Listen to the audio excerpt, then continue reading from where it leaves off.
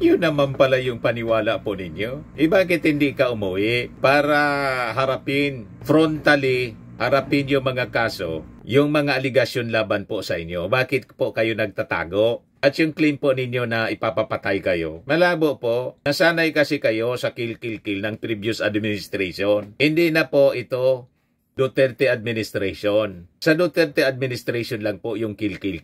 Pero sa Marcos administration, due process po ang pinaiiral dito. Naintindihan mo, Harry Roque? Anong motibo? Bakit kayo papapatay? Diba? Walang ganong mindset ang Marcos administration. Sabi ng mga netizens, uwi ka na, buhaya. Sabi ni RG Quirino, bring home bading home. Sabi ninyo James House, he looks more stressed than ever. Sabi ni Trex Des, Karokwe, nagdamit in PA. You see?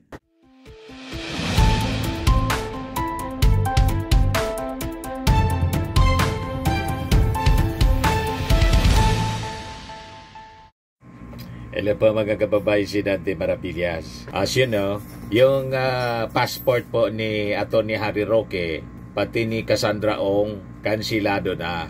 Tapos, pasikip ng pasikip mga kababayan ang mundo ni Harry Roque sa kakadaldal mga kababayan. So sabi po ng DOJ, that Roque and other co-accused may immediately be subjected to deportation proceedings. With no valid passport, they can also now be subjected to deportation proceedings by the host state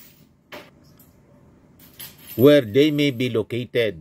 Sabi po ni DOJ spokesperson Attorney Polo Martinez. Hantingan na.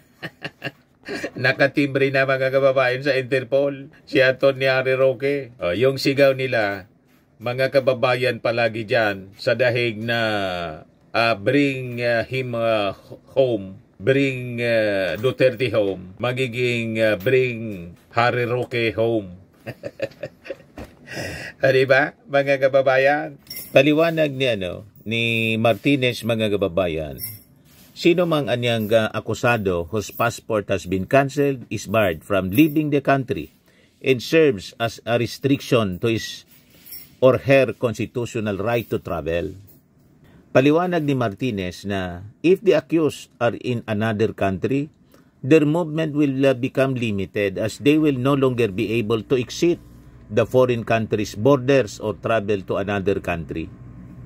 So sumikip na yung mundo, mga kababayan ni Atty. Harry Roque. Yan kasi. So under the Philippine Passport Act, passports can be cancelled when ordered by a court if the passport holder has been convicted of a criminal offense, is a fugitive from justice, or is subjected or suspected or is a suspected terrorist in charge under the Anti-Terrorism Act. Sabi naman po ni Senator Sherwin Gatchalian, dahil nga may warrant of arrest na po siya, ang kanilang ginawa ay pagkansila yung kanyang passport para ma-inform ang Interpol ng red notice at maaresto siya ng Interpol. So liit na ng mundo nila. Kakalad ka rin na mga kababayan si Atty. Harry Roque ng Interpol kasi nakatimbre na siya ngayon. So ang panawagan po kay Atty. Harry Roque ni Senator Gatchalian at saka ng DOJ, umuwi ka na, attorney. Face the music. Diba? Pero promise back uli po si Atty. Harry Roque. Panggigipit daw ng administrasyon ng ating Pangulong Bongbong ang ginagawa sa kanya. Anong panggigipit na sinasabi po ninyo? Ang kasala kayo sa batas, harapin ninyo ang inyong pagkakasala sa batas. I-defend ninyo. Binibigyan kayo ng due process. Yung Interpol, walang tukhang. At kahit bumalik ka rito, walang tukhang. Hindi tulad ng previous administration po. Diba? O ito si Atty. Harry Roque. Agad na masyado po. Ang sabi ni Atty. Harry Roque, hindi pa po pinalyan. Mahirit pa po. O ito, yung Sabi ni Atty. Roque. Talaga namang pong inaasahan ko na gipitin nila talaga ako. At gaya ni Zati ko, baka nagpadala na rin ng Romanian yan si Liza Araneta Marcos para ako'y tapusin at patayin. Pero naniniwala naman po ako na ang mga bakit ka naman ipapapatay? Ay talagang itataguyod ang karapatan ko na magkaroon ng asylum at bibigyan ko ng pagkakataon para patunayan kung bakit itong kaso para sa syndicated trafficking ay isang pamamaraan lapang ng pagigipit sa akin, kasama na yung kaso ko di umano dahil hindi ko pa naman nakikita yung kaso na incitement to sedition na hindi ko alam kung paano nasampayan sa korte nang hindi naman po ako binigyan ng notice ng preliminary investigation, at ang preliminary investigation naman po ay is a matter of right lahat ng akusado. So sa akin po, ulitin ko, yan po ay panggigipit sa akin dahil wala pong ebidensya na ako'y nag-recruit na kahit sino para pagsamantalahan ang kanilang trabaho. Wala rin po kahit anong ebidensya na papakita na ako'y nakipagsabuatan sa ganyang recruitment. Wala po talagang ebidensya na ginamit ang mga kapulisan, yung PAOCC, kung hindi unang-una yung pagsama ko kay Cassandra Ong para sa rescheduling of payment sa PABCOR na wala naman pong illegal yan. At pangalawa, yung pag-represent ko sa Whirlwind Corporation at hindi po Lucky South ang naging kliyente ko, Whirlwind Corporation, para nga po sa kasong ejectment na sa hanggang ngayon ay nakabinbin sa hukuman. Yan po ay trabaho ng abogado. Wala po kahit anong kriminal sa aking ginawa. Sa tingin ko po, yun naman pala yung paniwala po ninyo. Bakit hindi ka umuwi para harapin frontally, harapin yung mga kaso, yung mga aligasyon laban po sa inyo? Bakit po kayo nagtatago? At yung claim po ninyo na ipapapatay kayo, malabo po. Nasanay kasi kayo sa kill ng previous administration. Hindi na po ito Duterte administration. Sa Duterte administration lang po yung kill. Pero sa Marcos administration, due process po ang pinaiiral dito. Naintindihan mo, Harry Roque? Anong motibo? Bakit ka ipapapatay? Diba? Walang ganong mindset ang Marcos administration. Kaya sabi ng mga netizens, uwi ka na, buhaya. Sabi ni RG Quirino, bring home bading home. Sabi ninyo James House, he looks more stressed than ever. Sabi ni Trex Des, Karokwe, nagdamit in PA. You see? So yun mga kababayan, hindi kumbinsido yung ating mga netizens sa mga pinagdadaldan ni Harry Roque. Harapin ninyo yung kaso, yun naman pala yung paniwala ninyo. Ang totoo niyan mga kababayan, itong si Harry Roque, tulad ng kanyang patron ng mga Duterte, si Sara, si Digong, lalo na sila man lang po ang gumawa ng kanilang sariling problema. Kung hindi sila gumawa ng katarantaduan, wala silang mga kasong kinakaharap. Di ba po? Kaya tama itong post ng isa pong netizen. Ito po, post ng ABL Pilipinas pala. Maganda po itong commentary. Ayan post kahapon. Ayan sabi niya, Harry Roque's predicament niya is not political harassment tulad ng sinasabi niya. He dug his own grave. Inaakusan niyang hinaharas siya ng Marcos administration. Bakit ka naman iharas? O diba? Ang kaso po ninyo, nagugat doon sa mga ginawa ninyong katarantaduhan. Involvement in human trafficking in abuse at the Lucky South 99 Philippine offshore gaming operator in Puracpa, Pampanga. Qualified human trafficking yung kaso. Tapos sasabihin mo, political harassment. Kaya sabi po ng ABL Pilipinas, let's be honest. The easiest excuse in Philippine politics is to cry political persecution. The moment the law comes knocking, in Harry Roque, once the loudest defender of Rodrigo Duterte, is now singing the familiar song. But here's the thing, his predicament is not about politics. It's about consequences. For years, Roque built his brand on fiery defenses, legal acrobatics, in the kind of loyalty to the Duterte machinery that often blurred the line between a spokesperson and attack dog. But none of the changes one fact. Yung kaso niya laban sa kanya are not rooted in his political opinions. They are rooted in alleged actions tied to a Pogo hub embroiled in trafficking, torture, and illegal operations.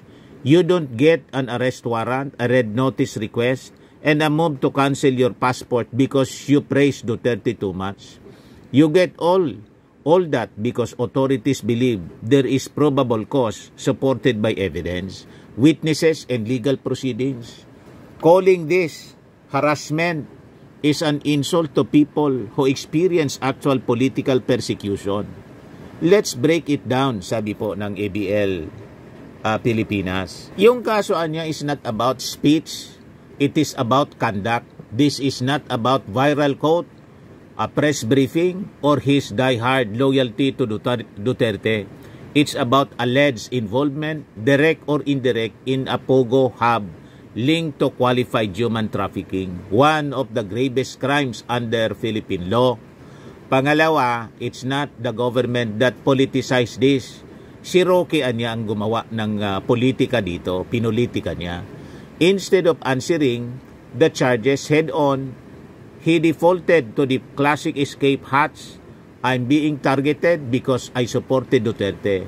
No, you are being targeted because you were named in a criminal complaint. Tama, on point po, bullseye. Ginagawa niyang depensa yung politika. Kaya yung nagpo-politika po sa issue. Hindi man po ito politika, qualified trafficking, human trafficking ang kaso niya. Hindi man po libel, hindi ba po? Or inciting to sedition, hindi man po qualified trafficking. Pangatloan niya, a red notice is not issued lightly. You don't get international law enforcement involved because someone criticized a former president. You get it when you skip legal processes or become unreachable to local authorities. Pang-apat, if he is innocent, the best thing he can do is face the case. Running strengthens suspicion. Claiming persecution weakens credibility. Facing the legal process, that's the only path that proves sincerity. Correct na correct, mga kababayan. Panlima na punto, loyalty to Duterte does not give lifetime immunity. The era of untouchables is ending.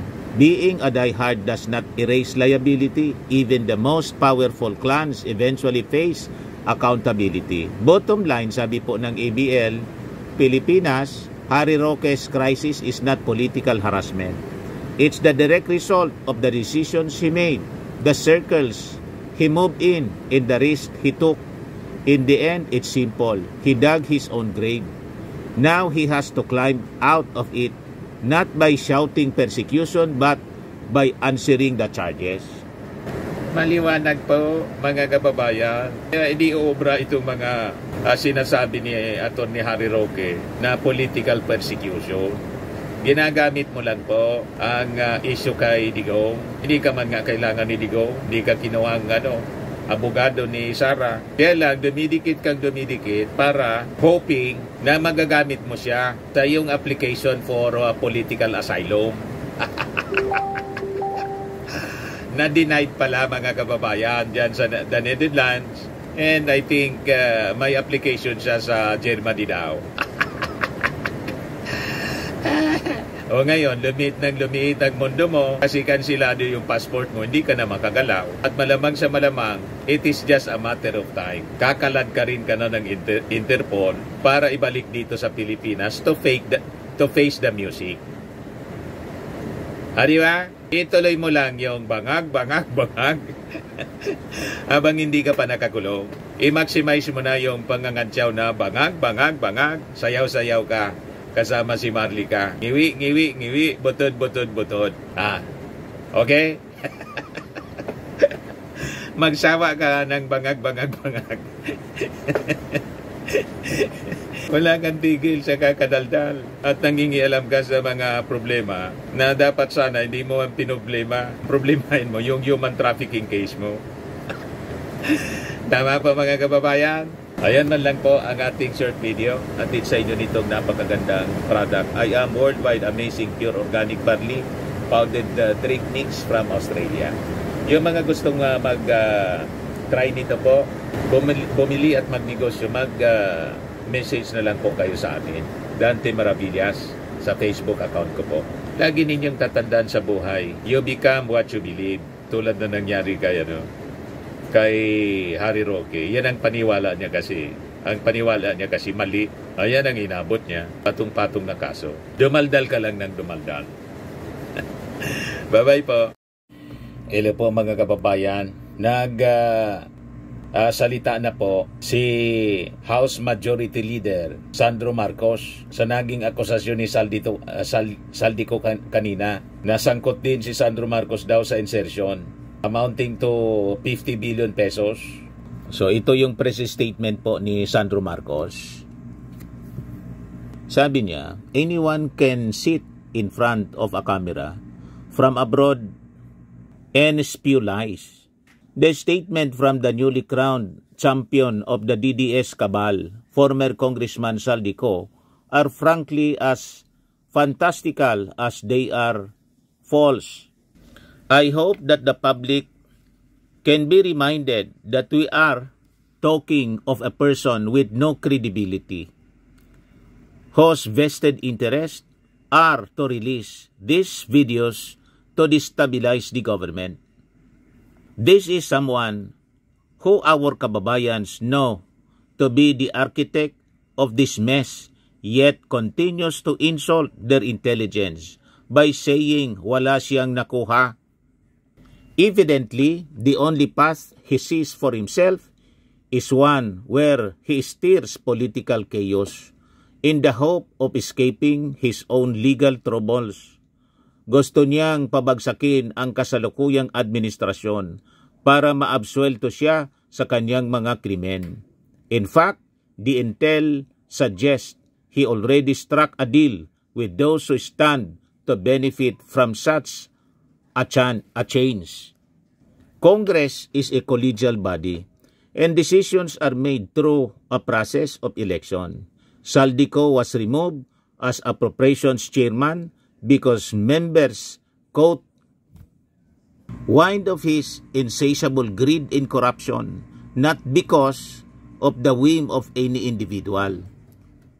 The sagasa that he orchestrated in a certain district such as Bulacan and other municipalities speak for themselves. Sa aking mga kababayan, si Saldico ay hindi po isang journalist o truth crusader.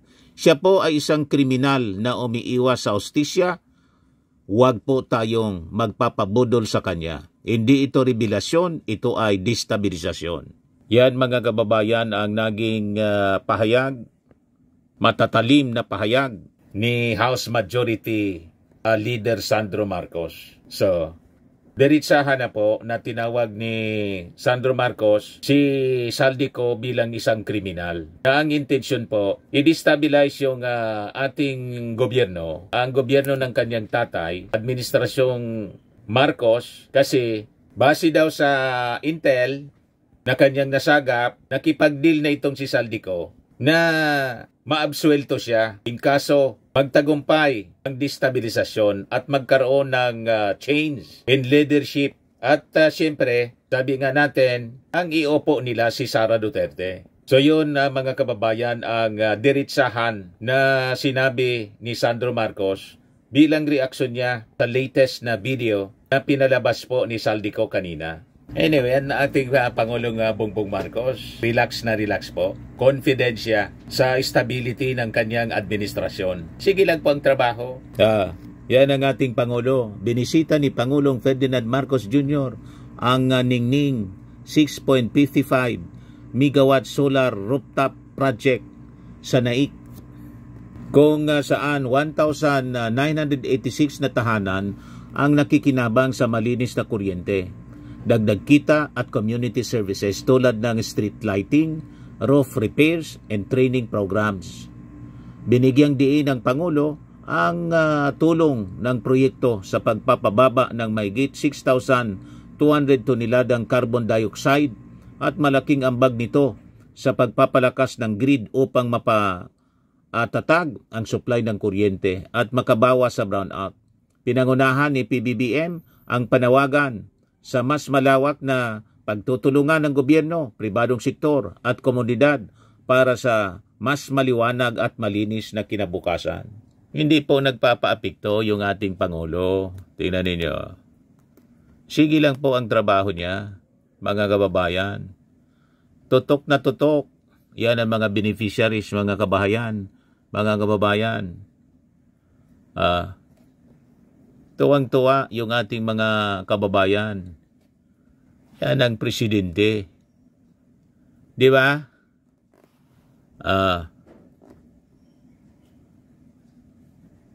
Sige lang ang trabaho. Pakinggan natin yung speech ng ating Pangulo. Very much, the SUD Secretary Pingaliling. Please be seated.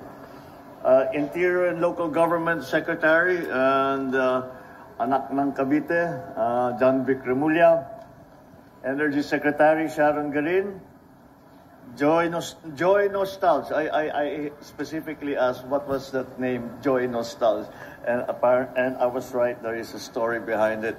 Maybe he will tell it to you one of these days. It's a very sweet story, actually. Members of the Homeowners Association, fellow workers in government, other distinguished guests, ladies and gentlemen, good morning. I am pleased to join you all today here in the Ningning Solar Rooftop Power Facility. It's an initiative that is a monumental one as it lights up homes and the path forward to the country's energy transition. Solaris and Raymulan Lands have done something quite remarkable. They adopt renewable technology innovations right here on the rooftops of Filipino families here in Naik. Halos 2,000 tahanan ang kasama sa proyektong ito. Bawat isa sa kanila ay pinagkukunan ng malinis na enerhiya dahil sa mga solar panel na nakalagay sa kanilang mga bubong. Ito po ang kaunahang grid-connected, utility-scale solar project sa buong mundo na matatagpuan sa isang socialized housing community. Higit pang nakakahanga ang Ningning Project. Hindi lang solar technology ang hatid nito sa atin, nagbibigay din ng suporta at ng kita dito sa mga nakatira dito. Gamit ang bahagi ng kita rito, matutustusan ang pag-aayos ng bubong ng mga bahay, mga panatiling bukas ang ilaw at kalsada, mapapatupad ang maayos na pamahala sa basura at magkakaroon ng shared solar facility at iba't ibang training para sa mga residente. In other words, the energy that we produce here will power a better life for the people who live in this community, but even beyond this community. Because although there are advantages, there are benefits to those living in this community, there is also the benefit to the grid because you are providing additional power, which we all know is something that we need. Dahil gamit natin ang mga bubong ng mga bahay na naitayo na, walang ginamit na farmland, walang tinanggal na kabuhayan at walang nasayang na lupa. Sa pamamagitan ng Ningning Project, nakakabawas tayo ng mahigit 6,000 metriko na tonelada ng carbon dioxide emission kada taon.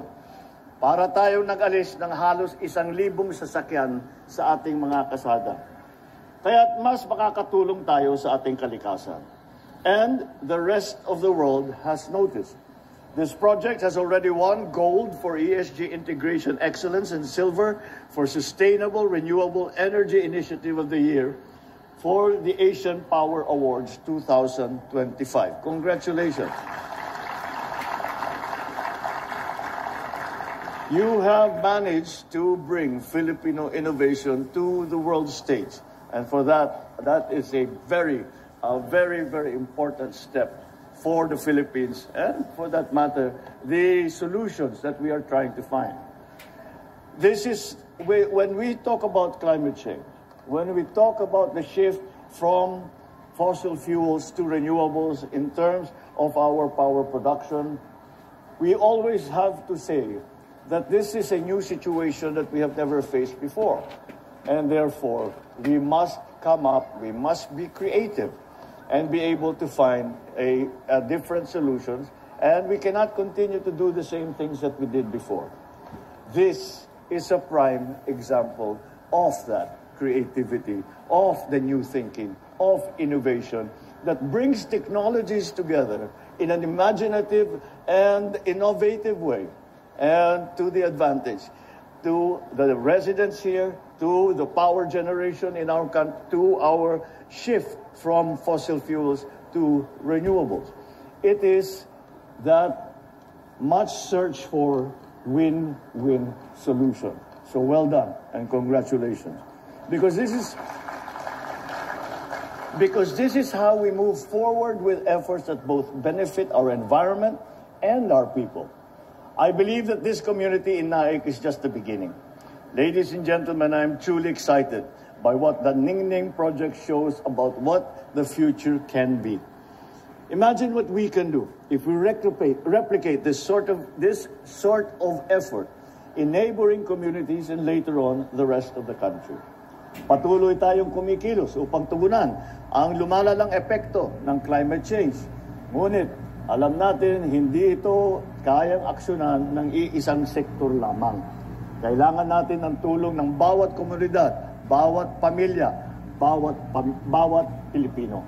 Ito po ang nakita natin sa proyektong ito. Kaya sa pamilyang naririrahan dito, maraming salamat po sa inyo.